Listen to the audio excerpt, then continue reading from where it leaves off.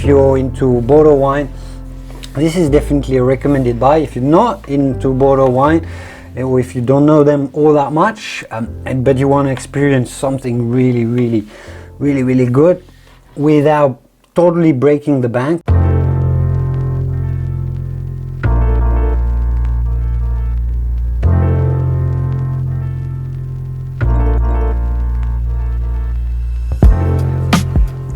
What is up guys, Julien here of Social Vignerons, back with a new wine video.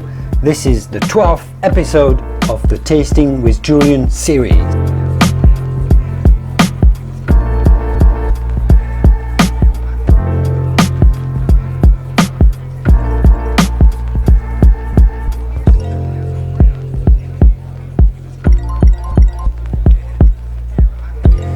Today is the second part of the Chateau Giscours Margaux wine tasting series. Yesterday I was tasting the second and third labels, but today we're tasting the serious stuff, the top wine, the Margaux Grand Cru Classé, the third growth of Margaux. That's in the Bordeaux region. That's one of the top estates of the Médoc area north of Bordeaux.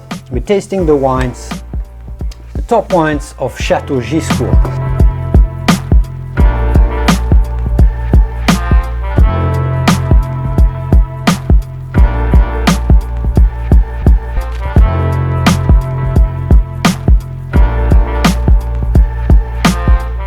And because, especially in Bordeaux, where vintages can vary slightly from year on year, we are going to be tasting three different vintages, so we can have a better feel, a better sense of the vintage variation, but also the style of Margaux and the style of Château Giscours in particular. So today we're tasting vintage 2011, vintage 2012, and later the big boy, one of the latest great vintages, is vintage 2015.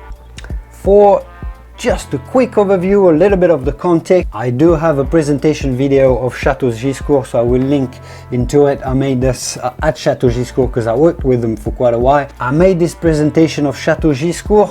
If you want to learn more about it, go and check this out, or check it out after you've seen this video. In short, Château Giscours is a fairly large estate. I believe they have around 150, 160 hectares of vines in total, 100 hectares of vines in the Margaux appellation. That's around 250 acres. A fairly large estate, as is quite traditional for top estates in Médoc. They work with a majority of Cabernet Sauvignon. It's about 60% Cabernet Sauvignon, another 30% Merlot. There's a tiny amount of Cabernet Franc and a little bit of Petit Verdot, just to make the full Bordeaux blend more complete. The wines are grown at pretty high density. That's about 10,000 vines per hectare. Pretty high. Very expensive to grow, but that's necessary to make great wine in a relatively cool climate of Bordeaux. What else can we say? These wines age for about 18 months in French oak barrel, fine French oak as well. I'm going to be starting with the older vintage here, vintage 2011. Generally you taste from the younger wine to the older, because the more age, generally the more complexity, the more bouquet the wines get, so you want to start with the fruitier, more approachable. But I'm going to go the other way around, simply because vintage 2015 was much warmer, and I'll talk about each vintage as I go. But vintage 2015 was a lot warmer, so I'm expecting a much fuller, much richer wine, and perhaps the better wine towards the end. So I just want to finish with the best and the better wine, but see how it goes. We might get surprised. Vintage 2011 in Bordeaux was described as quite heterogeneous, quite an unusual climate, unusual season. Many have said that they had summer in spring, autumn in summer, in winter in and spring in autumn, or something along those lines. Basically, spring was really hot, summer was quite messy and rainy, and then slowly over September and October some good weather came back, but with rains as well. So the the growing season was a bit complicated, a little hard to get homogeneously ripe grapes all across the area. So see how Chateau Giscours has done on that vintage. First of all, we've got a pretty decent, fairly dark red color with hints of orange hues, indicating we do have a little bit of age on this wine. Obviously it's a 7-year-old wine at the time of the tasting, but not that evolved. The nose is also pretty fresh and vibrant. There is still a lot of red berries, clearly some dark cherry. The nose suggests quite a high percentage of Merlot.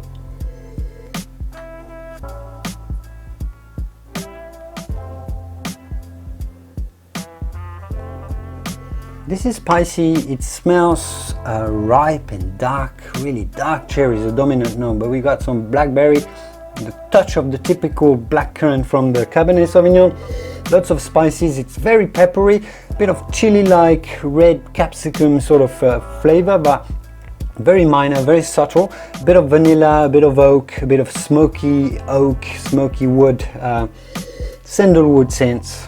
Very enjoyable, very fine to smell. And the palate is incredibly elegant, it's incredibly fine. How to describe it? Straight away when I tasted the wine, it made me think of Margaux. Oh, this is signature Margaux. It's so fine. You get a floral, tiny touch of floral, like violet flower element to it at first. And the wine is very soft. It expresses itself with mild voice, mild expression to it.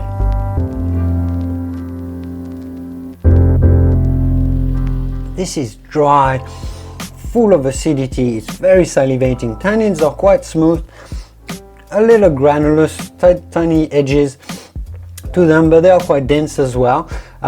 So this is a very soft, very smooth, very elegant Margaux, a bit of floral element, a bit of red berries. It's ripe and juicy in the berries expression, but it's also quite fresh and zingy, and there's layers of oak, layers of vanilla, layers of coffee, layers of dark cocoa. So there's a lot going on, but it's all expressed so mildly, so smoothly on a dry, acidic backbone. Like, this is typical 101 Margaux wine, and for this I'm enjoying this incredibly. Talking about score, if I were to rate this, it wouldn't be so high because it's not that powerful, not super dense or anything. So it's around a 91 plus. For me, because it's concentrated, it's long to taste, but it's not a huge wine, so it's just simply very enjoyable. Not a super high scoring wine, but so enjoyable to taste. So wow, well done. Vintage 2011 at Château Giscours. Yeah, it's a winner.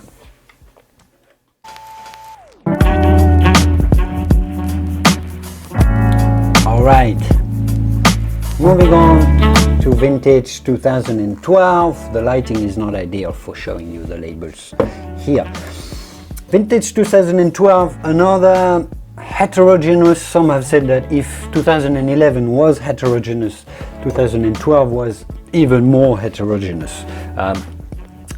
Very complicated growing season, very late ripening, relatively cool all year long.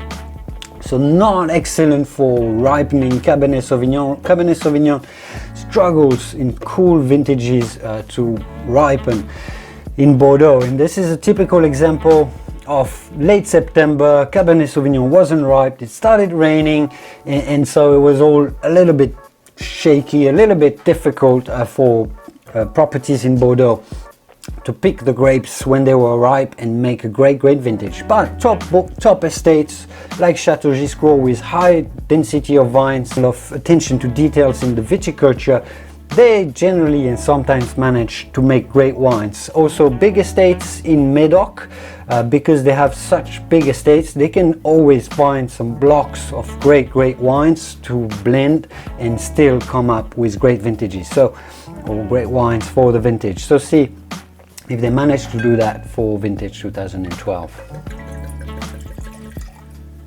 In terms of the color, pretty similar to vintage 2011, maybe a little bit darker, but we're talking not super overly dense looking wines. The nose is also very refined. It's spicier, less fruity to me, at the first nose at least. Less fruit, less obvious fruit. We are more on the spice, more on the licorice, clovey, kind of obscure expression to the nose. Yes, on the background there is some blackberry jam and maybe fennel, so maybe a little bit more vegetal and more spicy, more deeper, more intriguing, less obvious to analyze on the nose.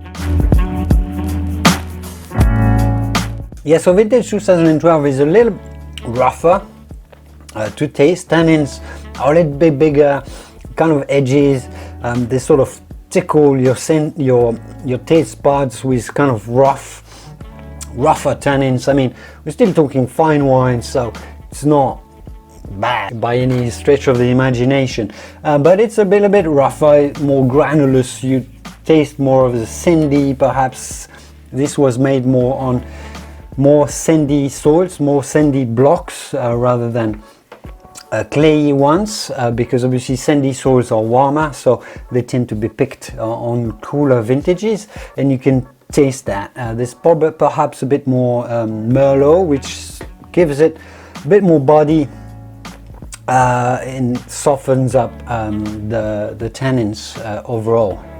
It does have this round body. The balance overall is pretty good, but really those tannins give a little impression of rusticity. But this is actually not a bad thing, not necessarily a bad thing. I mean, it gives you a sense of the terroir, of the Bordeaux terroir, the kind of a bit rougher expression of Bordeaux. Yet there is the complexity, the length, the elegance of Margaux is there, but maybe a little bit less obvious. So this is more to me on the 90 plus wine. This will perhaps age a little bit less as well. This is fantastic to drink now. So if you're looking for a Giscours Margaux wine with a little bit of age, still young, but ready to drink now, 2012 is great. You can probably age it for another 5 years, probably 10, but it's great to taste now.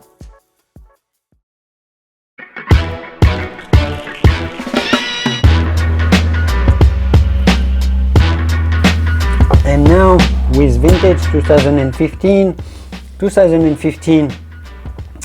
when it came in was described as the best vintage so far in the decade, best vintage after 2010.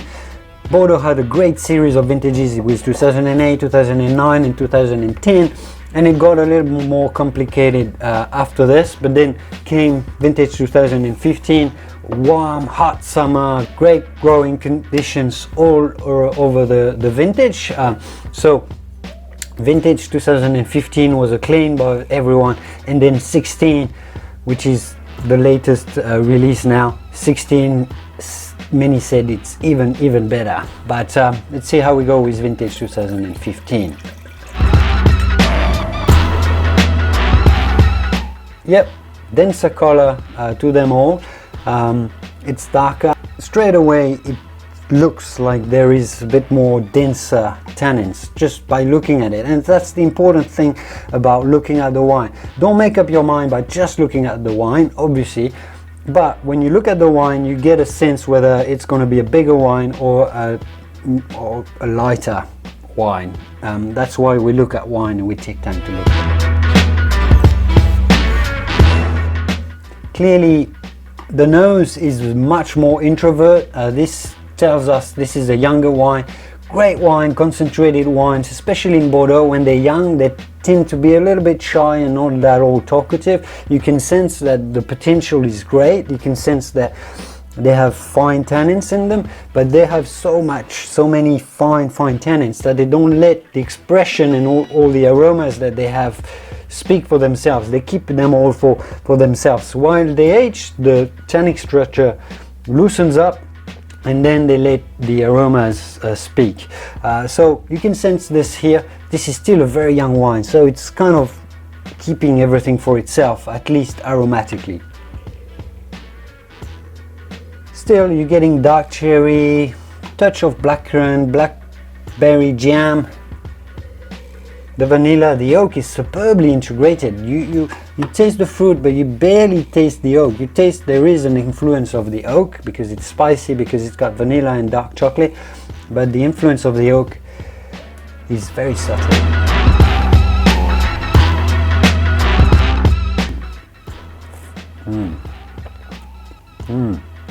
Hallelujah. Here we go. Here with vintage 2015, you are getting the elegance and the subtlety of the fruity expression of Margaux. It's all about raspberry coulis. It's all about delicate, fresh blackberries, fresh red berries. It's very elegant. The oak, as I was saying, is superbly integrated. All about the subtlety of Margaux. But because it's a warm vintage, you're getting a punch, a big burst of flavors, all delivered with balance and elegance. So you're getting it all, and that's the whole point of a great Margaux wine. Super clayey, granulous tannins, so the whole feels full, the whole feels complete, the whole feels just like soak in your mouth, while there's this huge massive burst of complex layers of flavors all over the palate: spices, dark coffee, chocolate, vanilla, you name them. The richness of Merlot, it's powerful and ripe, with the elegance and the finesse of Cabernet Sauvignon.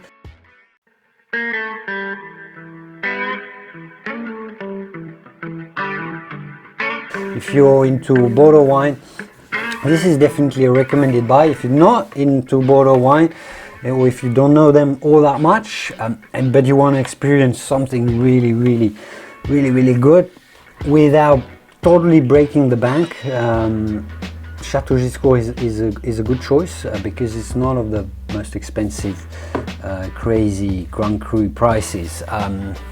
If you want to experience a rougher, slightly more austere but cooler type of vintage, I would say 2011 or 2012 are also both excellent wines. To conclude, fantastic consistency of style from Chateau Giscours, as we expect from a Grand Cru from the Médoc. Any of these that you're going to buy, they are super enjoyable. Obviously 15 is the big boy, the one that you're going to be able to age for 10, 15, probably 20 years. The others are more ready to drink now, 5 to 10 years potential age of aging potential, and they are true to the Bordeaux essence, while 15 is warmer, so maybe closer to warmer climate, California Cabernet Sauvignon, or Australian Cabernet Sauvignon. So 15 is a great wine, but if you truly want to experience Margaux and the essence of Médoc, 11 and 12 are actually better choices. I hope you enjoyed this episode of Tasting with Julien.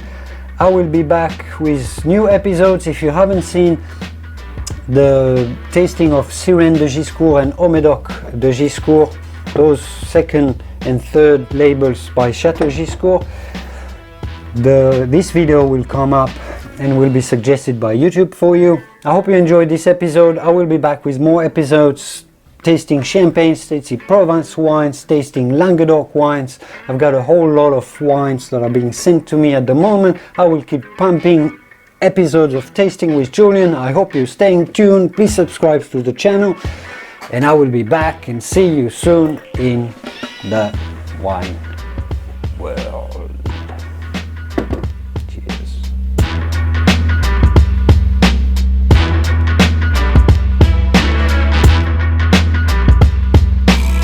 Great growing conditions all over. Great growing.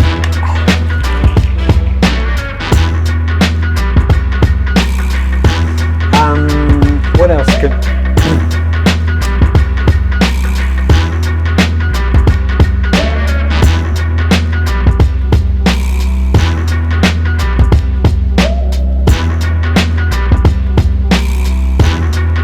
Many have said that they had summer in spring, autumn in